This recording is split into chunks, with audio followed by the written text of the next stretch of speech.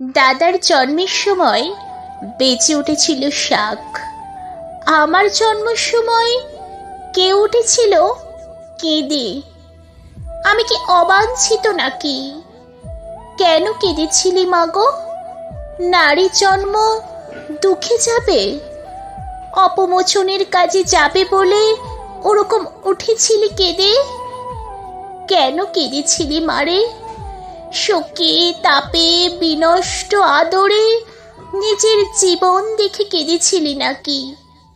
এত কষ্ট, এক তাপ, এক অনুনয় ঘেরা নিচু জীবনের ছবি দেখে বুঝি আত্মজার জন্য তুমি লুকিয়ে কেঁদেছ? জননী জীবন থেকে জন্ম জীবন বুঝে নিয়ে ওরকম কেঁদেছিস তুই? ঠিক কথা, কাঁদবারই কথা বটে, কিন্তু মাগো শোন, তোদের জীবন দিয়ে যা যা তোরা পারিসনি কোনোদিন, সেই না গাওয়া গানের কলি, সেই সাধ্যাত্মিত স্বপ্নক্রান্ত বলা আমরা ধরেছি আমাদের মুঠোর ভিতর। গজরাচ্ছে, ফুঁসে উঠছে সমাজের বাক, আমরা অগ্রাহ্য দিই তাকে।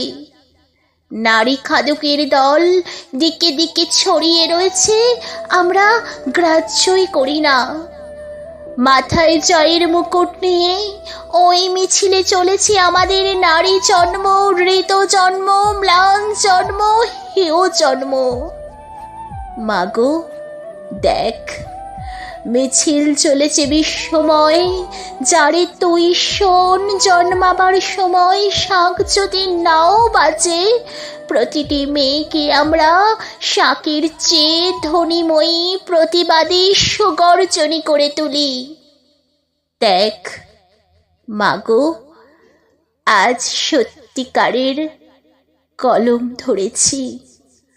যদি আমার এই আবৃত্তিটা তোমাদের একটু হলেও ভালো লেগে থাকে, একটা লাইক করো, কমেন্ট করো, শেয়ার করো। ফেসবুক ইনস্টাগ্রাম থেকে দেখলে ফলো করে দিও, ইউটিউব থেকে দেখলে অবশ্যই চ্যানেলটা সাবস্ক্রাইব করে আমার পাশে থেকো। Thanks for watching.